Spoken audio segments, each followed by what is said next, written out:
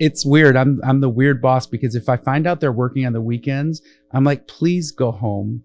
I'll pay for your yoga subscription. I tell my staff, well, let's hire more people. I don't want you working on weekends. I don't want you burning out. LawFlip, objection, Your Honor. Turn the game upside down. LawFlip, objection, Your Honor. Turn the game upside down. Welcome, everybody. This is LawFlip. It's an unfiltered conversation about law, life, politics, music, and everything in between. I recently went to Joshua Tree, so if you're not watching, you're listening. I got a crazy hat on, a bolo. I walked into Joshua Tree, and they said, you need to get totally outfitted. So I got a poncho on. I tried to get Arash to wear it. I tried to get Michelle to wear it. Wasn't happening. I want to introduce Michelle Nabati. And continuing with the loose tradition of saying hello in a different language, ni hao. Okay, so welcome to our guest, Arash Homampour, arguably one of the greatest trial attorneys to ever live. We are talking Kobe, Jay-Z levels here. He's also a DJ. He has a goal of performing at Coachella. If I know anything about Arash, he's going to be DJing at Coachella. So 99% of lawyers never enter a courtroom. Arash has risen to the highest levels of being a trial attorney, and he's going to share with us the secrets, and that's where he thrives. So if you get something out of this show, please like, comment, share, spread the word. Let's flip the game upside down.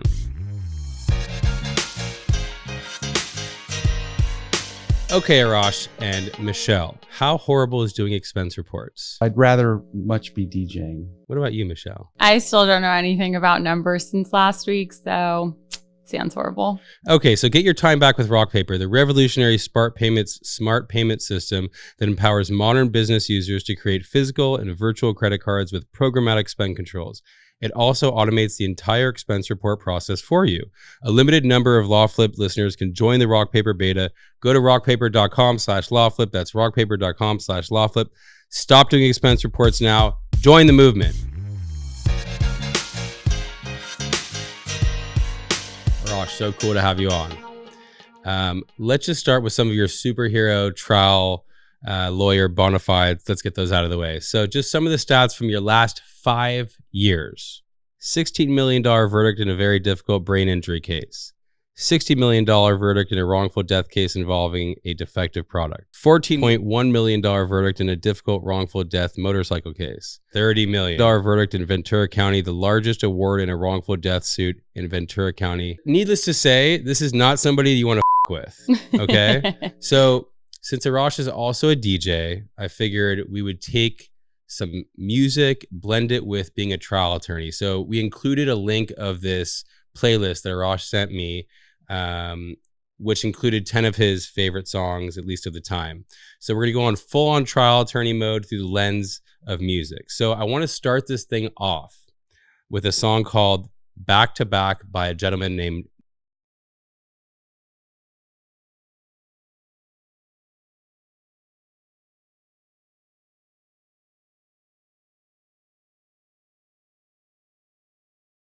At the end of last year, you won 3 back to back to back. They call that a three-peat. Over $10 million verdicts, each of them.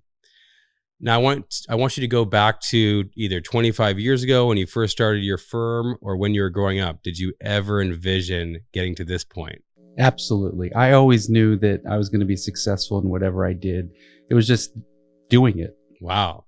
So you had that confidence from the beginning? From the beginning. What do you attribute that to?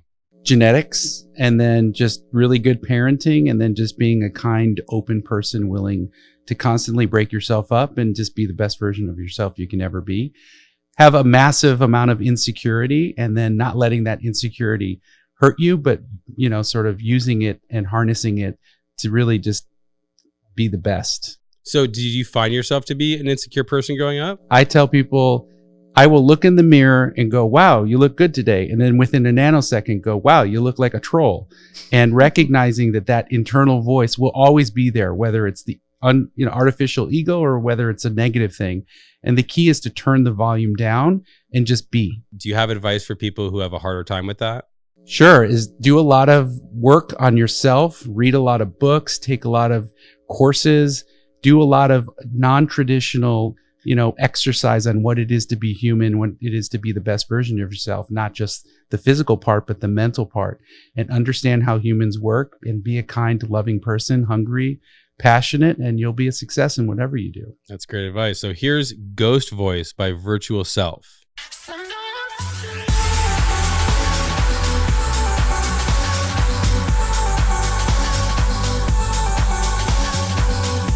Okay, so music and law is about storytelling, and I always see you quoted as talking about how you frame the story.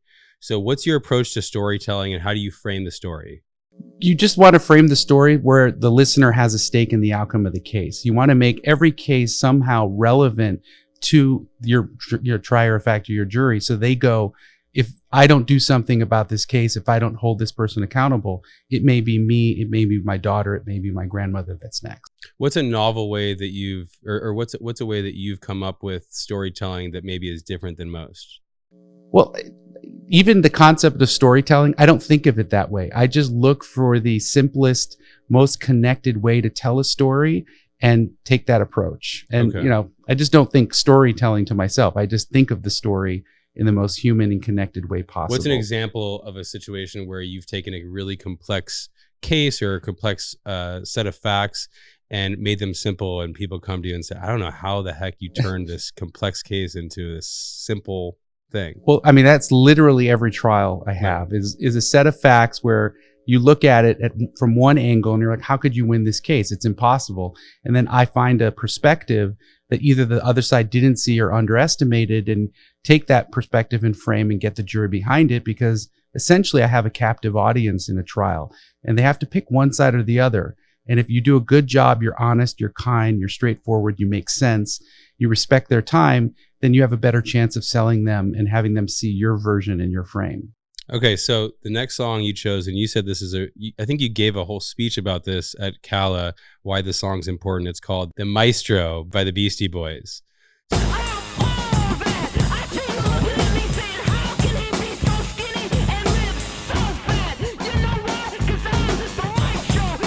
Hip hop music is known for bragging, boasting, or threatening. A lot of lawyers engage in that type of behavior. What are your thoughts? I never brag. I never boast. I'm actually super superstitious about it.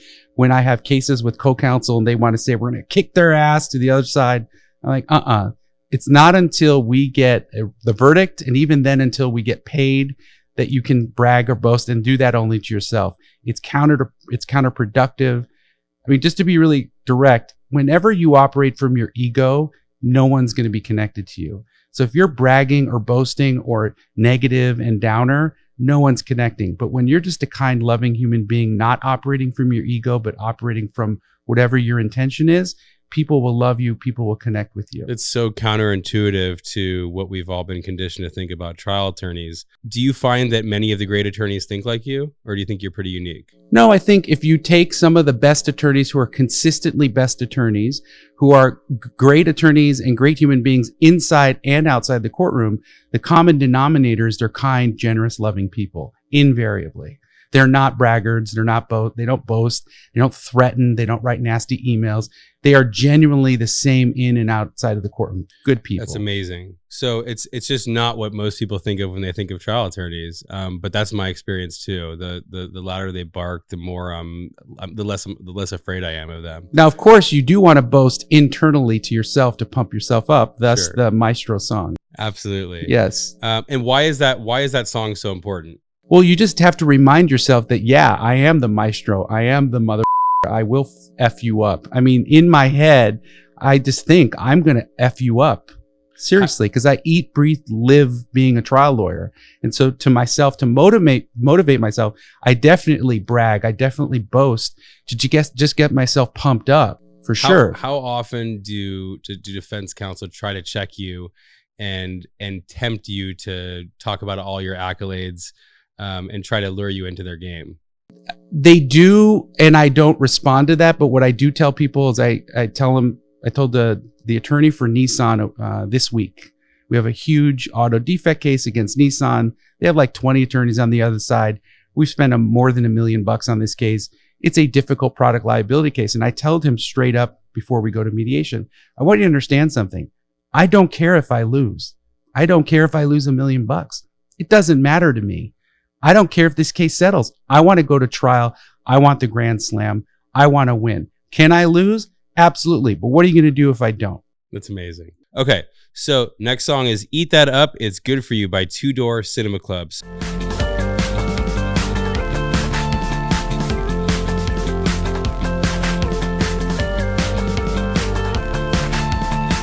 So that's a cute song. It's a little softer than I would expect from you. Right. So I love alt rock. I always have since I was a young kid.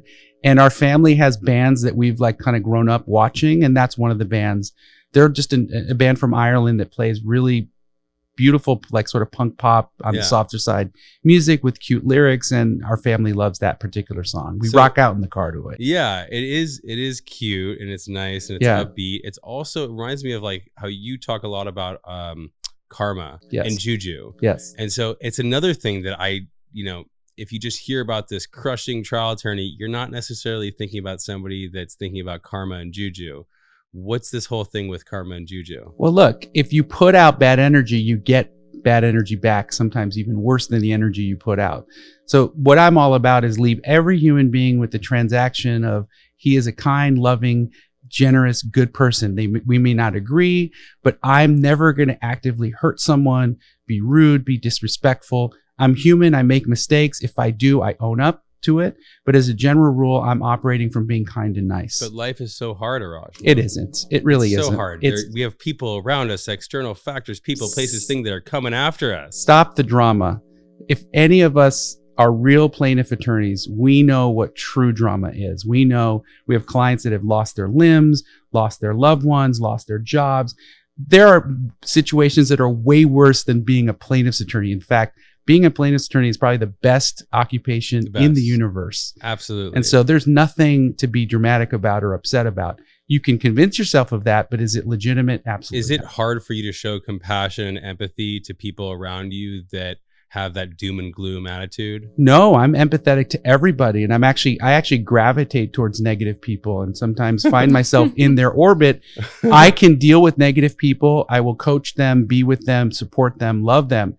The minute someone's toxic for me, they're out. Ooh. So it's a really sort of clean line. Toxic people who are unwilling to change, who constantly are negative, who are, hurting other people verbally or physically, they're out. Where is it across the line from just sharing feelings to being toxic? Well, I tell my friends, like, you can share, but you can't vomit. I tell my guy friends, like, look, when they get in conflicts with their girlfriends or wives, I'm like, don't be a your girlfriend because it's so unattractive and it's so not appropriate. But what does that mean? What does it mean? Means there's a difference between sort of dumping your baloney on someone versus talking it out with someone else where you have an open, channel and you can work things through and realize that whatever you're complaining about, probably nonsense anyways before you go to your spouse or significant other. So I'm a space for intimacy and conversation, but not for vomit and people just complaining about stuff that they are unwilling to look at and work out. What about with clients? What if clients are getting a little too vomity? Come on. With clients, we are in the service business. Yeah.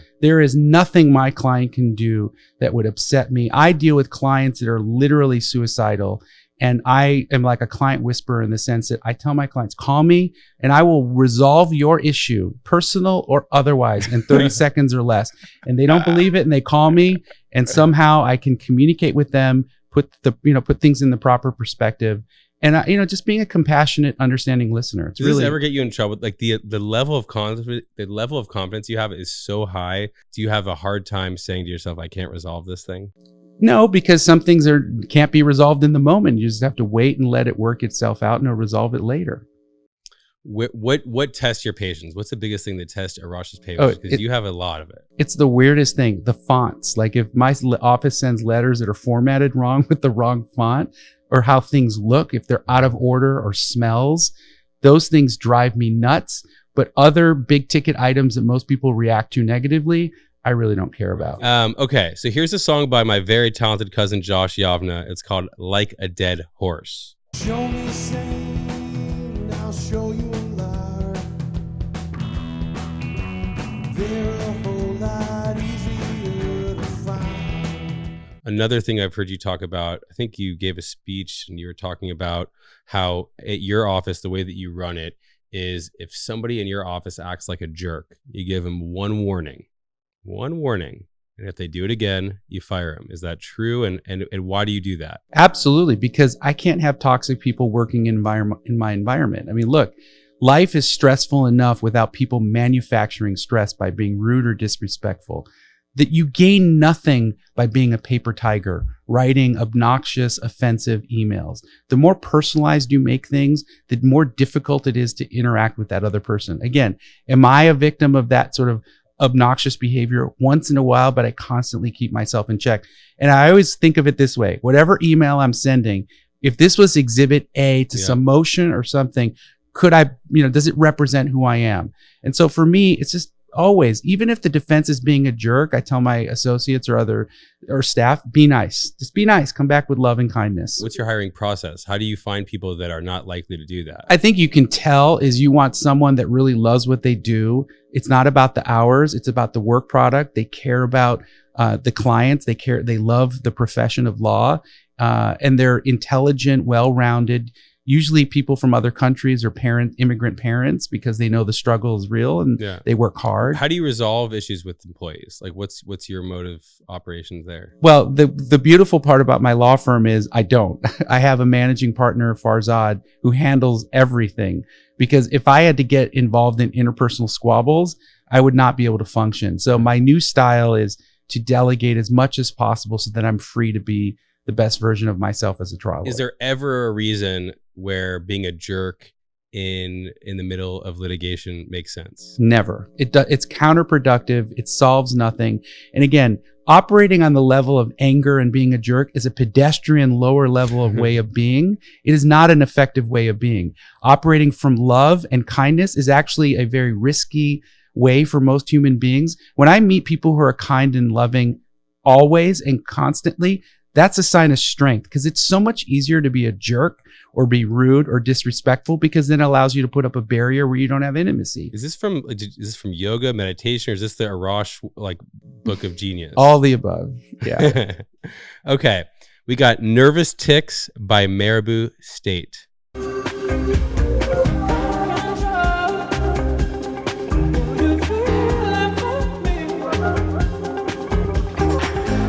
Okay, so you do things that an average person would be overwhelmed by. You play music in front of big crowds. You go to trial. Were you born with it, or maybe it's Maybelline? Born with it and some Maybelline. So this goes to your willingness to take on things that other people wouldn't. What brings you to be this guy? I just always knew it. I remember when I was younger, we would go to clubs. It was like clubs were in fashion in the 80s. And I would see Michael Jackson's video at the club on a Wednesday night, high school, 9th grade. And I'd be like, I want to be that, literally. And I would tell my friend, I'm going to do that. And so I always had like a desire to be a rock star. I didn't have the talent. And so, did you try? Yeah, I tried music and started bands. And so what I did was I basically funneled that energy and desire to be a rock star into being a trial lawyer, which is the second best version of being a rock star, except your career is much longer. What really prompted you to become a trial attorney? Well, it's really simple. I was not ready for life. I was still incubating through the educational system. I graduated USC. It was either MBA or law school. LA Law was on the TVs at the time. And I said, that sounds more exciting, and chose law school. And then slowly but surely found my way towards litigation and then being a trial lawyer. And then why the consumer side, and why didn't you want to work for the big corporations and suck the blood out of people? It just wasn't attractive to me. It was always, actually, let's be real. When I graduated from Southwestern at like the bottom or middle of my class, I didn't pass the bar the first time. Despite, if you met me, you'd be like, this is like one of the smartest guys. I was not a good studier. I would wing everything. And so when I graduated and didn't pass the bar, I didn't have any job opportunities. So most successful plaintiff lawyers started from nothing. We all started less than nothing and created a practice out of that. How do you reconcile your huge appetite for success, your incredible confidence, and your meager performance in law school and failing the bar? Well, every successful human being has a catastrophic failure, not just one, but more. And what defines that successful person is, do you learn from that catastrophic failure? Do you give up? What do? Do you rebound? And so for me, that not passing the bar was the best thing that ever happened to me, because it taught me, even though I'm intrinsically a bright human being, I still need to prepare. And so from that day on, if I walk in a courtroom, I'm more prepared. I know the facts. I know the law better than anyone. I know the science better than the expert, and I'm over prepared. So the best thing that ever happened to me was not passing the bar early on. Love it. So Slide by Calvin Harris and Frank Ocean and the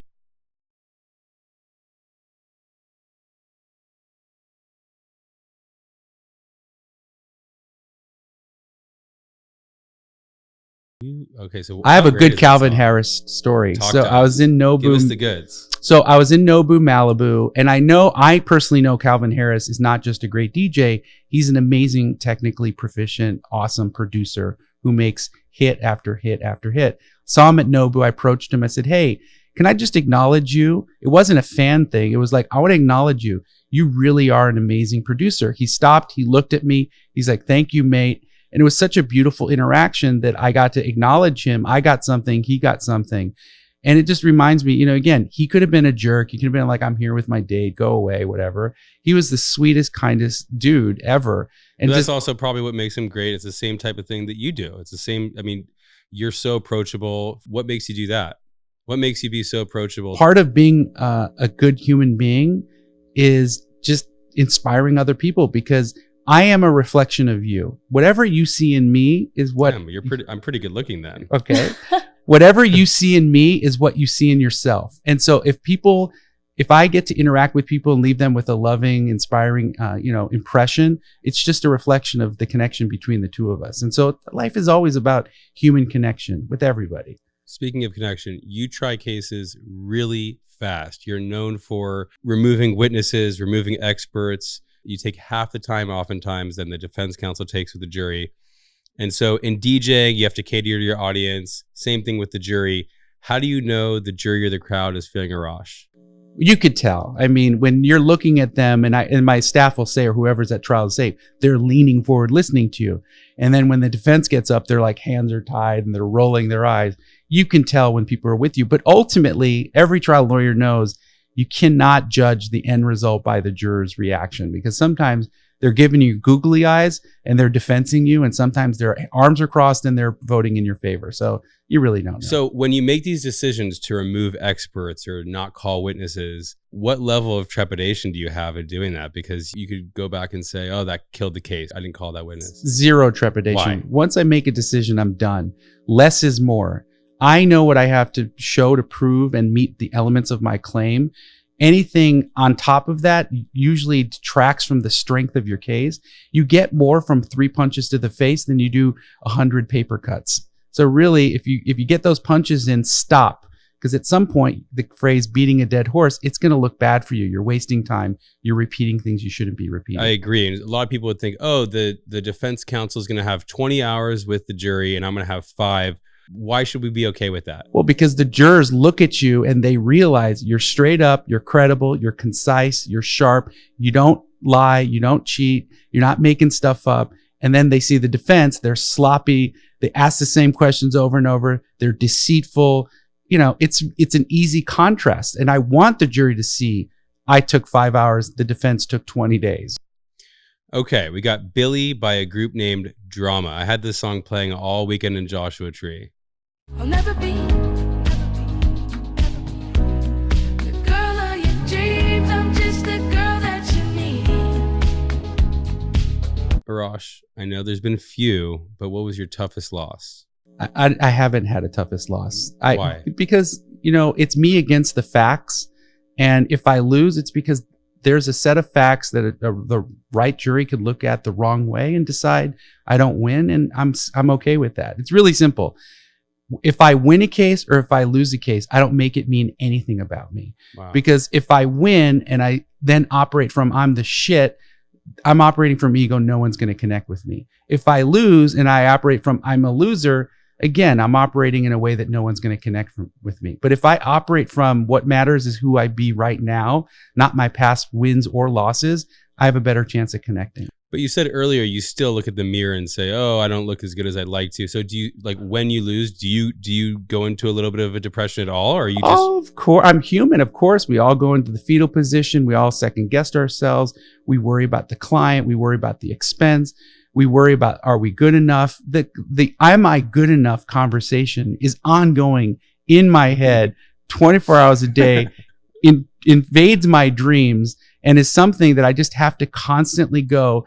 Just like I think I'm the talk, or I think I'm not good enough, none of it matters. Turn the volume down. Okay, so when you have a tough loss, or really forget about tough win, what do you do outside of lawyering and DJing to keep yourself centered? So yoga. I mean, I cannot stress enough how important yoga is, because yoga is both a physical and a mental exercise. It allows you to get on a mat, your body, your breath, and get to a point of nothingness where you can get into physical positions that hurt. And most people, whether it's a physical position or a life position, anytime there's discomfort, people tend to retreat to comfort. And what yoga teaches you is just breathe. Don't retreat. And you will be surprised at how resilient and malleable your physical body and your mental body is. Push through it and you will grow as a human being. And there's a literal connection between the physical growth and the emotional growth that you get through yoga. And it makes you feel better, look better. It allows you to. This guy looks really good. If you're listening, Thank he you. looks incredible. Thank you. I didn't pay for that either, so I appreciate that. But hot yoga is really instrumental to me, just living my best life, really. Was that natural for you though to get into yoga, or was it hard? No. So I tell people the first month you're going to be so intimidated because there's such good-looking people who are so confident with taking their clothes off. And who talk the talk, and there's like a 20-year-old instructor going, like today's word is whatever, and you're like, what the hell do you know about da da da? You're 20, and then by a month in, when you submit, I'm like crying. The 20-year-old's like, how does this 20-year-old know my life? Because I'm now open, and it's like an amazing experience to be in a room of 20 strangers breathing, doing yoga, and you can feel the energy and the growth and the movement. It's really what about beautiful. Meditation? I'm not good at, I'm so type A. It's really hard for me to turn my mind off. So yoga is my meditation. That's where my mind stops sometimes. I hear you. Yeah. Everybody my entire life's been telling you to do meditation, and I'm so resistant to it. We just brought somebody into the office the past few weeks, and a couple people fell asleep. But the racing thoughts, they go, but at the end of it, you do feel better. Right. Yeah. I don't really know what happens in that time, but you do feel better. You realize you have access to just being open and calm. It's not that far. Okay, so here is mine by Bazzi. I just had to let you know you're I just gotta say.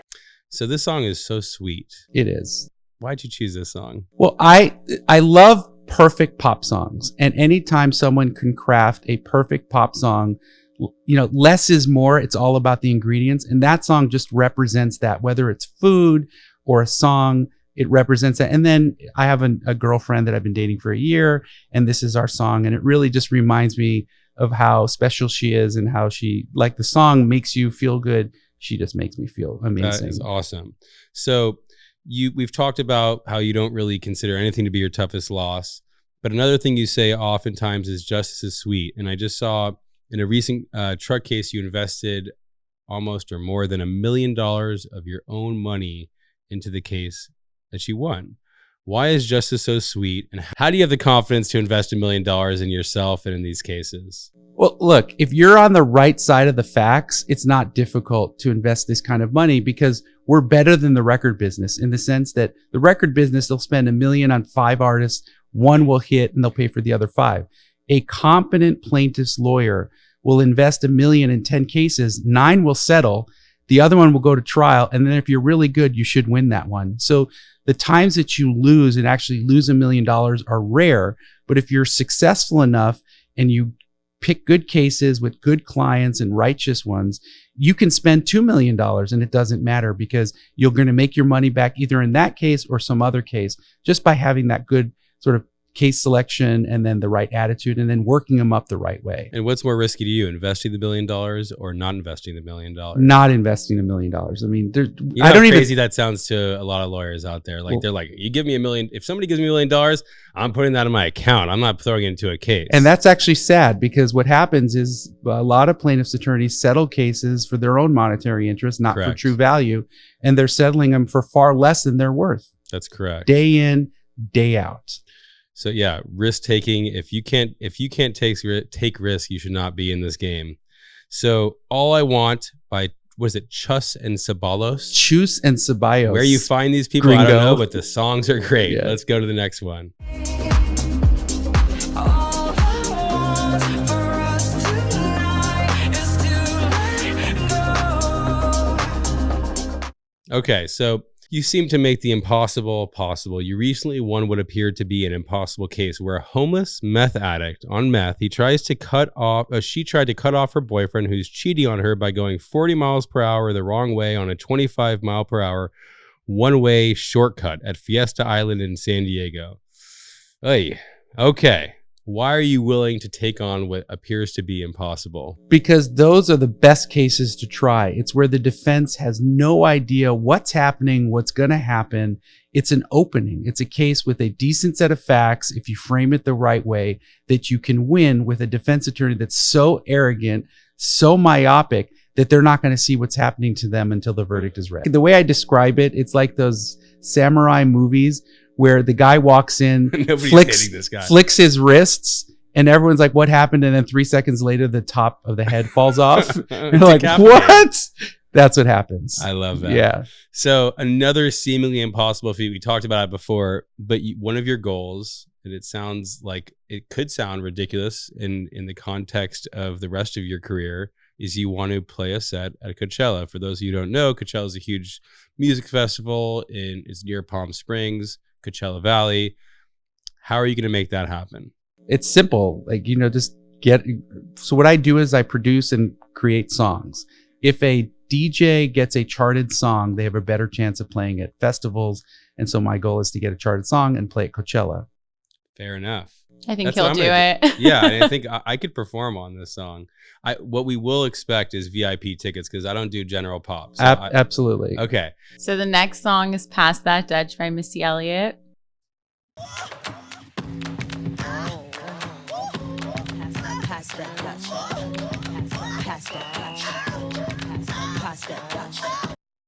So before I went to law school, I thought that I had to put my entire, what I thought dance career aside and fully become an attorney. But then I met you and I realized that you're both a DJ and the top trial attorney.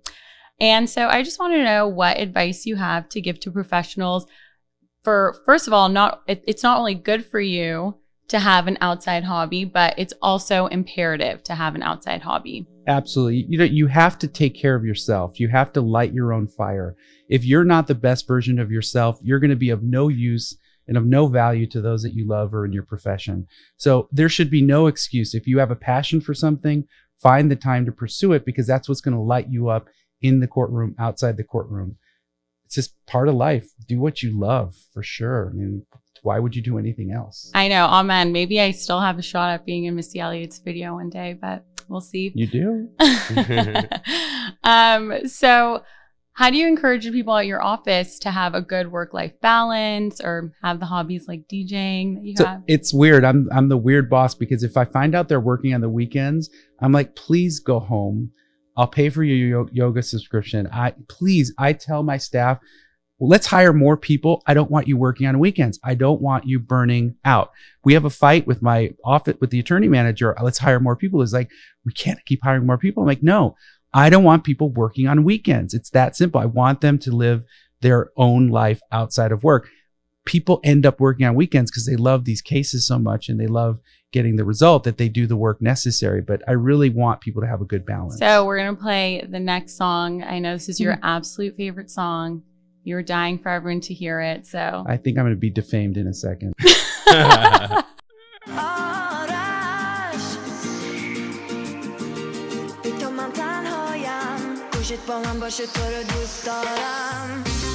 Arash, I love somehow Iran and Spain collided in that song. But go ahead. So, Arash, you and I are both Persian, and other than am? your with your blue eyes, Hairy legs. Yes, good. well, other than your matte black car, you definitely invert all the stereotypes about Persians, and you're one of the only Persian people I know who actually tries cases and kept your full original given name. And I just want to know how we can all have the confidence, or me especially, to be the female Arash. Well, I mean, someone came up to me the other day and said, I find it hard being an attorney with the name blah blah blah Persian name. And I'm like, dude, don't define yourself by your name, your gender, by your nationality, by anything. You just be the best version of yourself, male, female, Persian, American, whatever you are. And people will gravitate towards you, love you. They won't see the exterior. They'll just see who they interact with. You ever heard the name Barack Hussein Obama? Exactly. Amen. El Presidente. Anything can happen. All right, that was awesome. Okay, so up next is Deal of the Week. Let's transition with the Smiths, A Light That Never Goes Out.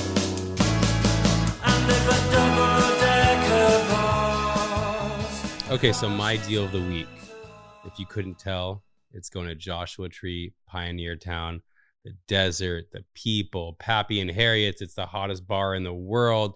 We got live music, good food. It's an incredible vibe. If you're in LA, you have no excuse, but people from all over the world travel. You got to go to Joshua Tree, Pioneer Town, get it done.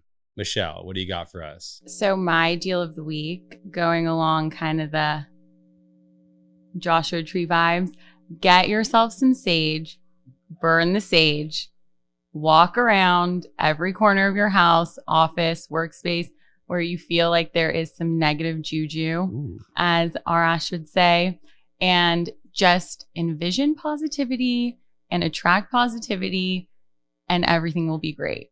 I love that. Arash, what is your deal of the week? There's this book called Untethered Soul. It's a very short book. It's $8 on Amazon. Read it. It's life-changing. Read it twice, read it 3 times. And basically what it just tells us is that nothing is real. None of this is real. You can step in and out of character powerfully. And, it's just the more you understand how the human condition works, the more you understand nothing is real. Pain, love, they're all part of life. Don't run from them. Suffering is okay, but it's how much you let it affect you that it really affects you. Just live in love. Love it. Let's go to the legal tip of the week. Okay, so what's cool about this is we have this awesome firm, Smith & Benowitz. I still don't know who they are. They do personal injury, class actions, employment law, but we really are grateful for their sponsorship. And so let's give a great legal tip of the week in honor of Smith & Benowitz. Arash, what do you have for a legal tip of the week? For consumers, I would say, research who you're hiring.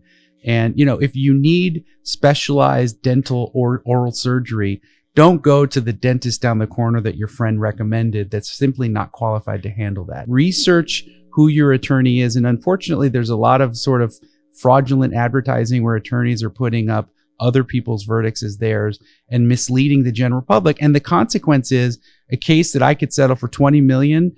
Some other attorney may settle for $500,000 not knowing Maybe what less. the true value is. So really research your attorney and that you're placing your trust in. Absolutely. Michelle, what do you got for us? So I know it's 2020 and everybody thinks that they're so woke, but we're not woke. Pregnancy discrimination is still a thing. And we have hundreds of pregnancy discrimination cases against small mom and pop shops and even big corporations that you think would know better. So once you notify your employer that you're pregnant and that you require certain accommodations based on your pregnancy, they are required to have an interactive process with you and learn more about your accommodations and make sure that you have an easier pregnancy while still working, or if you need to take medical leave. So make sure that you're not getting bamboozled on that. Absolutely. Okay, so my legal tip of the week sort of like Arashs, where you have all sorts of advertising done around the ride sharing companies like Uber and Lyft and these scooter companies, and people advertise themselves as a Lyft attorney or a Lime attorney or a Bird attorney because they are specialized. The truth is, the reason why all of us like these cases against companies like Uber and Lyft is there are commercial insurance policies attached to them. That means that whereas most people in California, or a lot of people drive and they have $15,000 policies or smaller policies, these insurance companies, these commercial companies have these insurance policies that are in excess of $1 million oftentimes. And so rather than focus on having the attorney who is telling you they're a great Uber or Lyft attorney, just like Arash said, look at their credentials, make sure that they're actually the right fit for you and not just blowing smoke.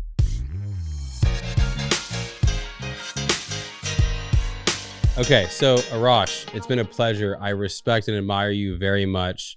I've been watching you throughout the years just with complete admiration, and I'm so grateful that you took the time to be on our show. It's a little crazy, but I think we cover a lot of cool stuff today. And like I said, if you do get to perform at Coachella, I want those VIP tickets. I don't do general pop. It's a promise. Okay. So everybody, we'll see you next week. We really appreciate it. Have a great week. Do something different. Go into the week with confidence, just like Arash does every single day. All right, let's do this. LawFlip, objection, Your Honor. Turn the game upside down. LawFlip, objection, Your Honor. Turn the game upside down. Okay, so Ariane, they're asking where they could find us. So for LawFlip, it's at LawFlip and LawFlip.com. For Smith & Benowitz, our law firm, which does personal injury, employment, and class actions, you can find us at Smith Benowitz and SmithBenowitz.com. For the personal stuff, like where you're really going to find the juicy stuff, at Benjy Smith and BenjySmith.com. At Wages Guru and LewisBenowitz.com for Lewis. Oh, so LawFlip is produced, directed, and edited by the young legend Arian Tabibi, and visual effects and compositions by another young legend, Oren Azad. Intro music provided by Pen Practice. Pen Practice, what is it? Premium instrumentals for upcoming artists by the music industry's top producers. For more info, visit penpracticemusic.com. I had so much fun recording the intro song with my man Hilton Deuce Wright. Looking forward to hearing more and more from Pen Practice. So the LawFlip identity, this hot logo that you're looking at, created by Garrett Whiston and Travis Nagel. Special thank you to Shai and Seth from the Horwitz Marketing Agency. A huge thank you to Aaron and Vanessa from Smith & Benowitz for endlessly dealing with all of our podcast bullshit. And lastly, a huge thank you to our beautiful wives, Julie and Lisa, for supporting our vision, and all the love to all of our 4 boys combined. Disclaimer, this podcast is made available by Smith & Benowitz for educational and entertainment purposes only. It is only intended to provide general information and opinions about legal and other concepts, and is not intended to be used as a source of legal advice or relied on for legal advice. By listening to this podcast, you understand that no attorney-client relationship is being formed between you and Smith & Benowitz or any of its attorneys. This podcast should not be used as a substitute for competent legal advice from a licensed professional attorney in your state.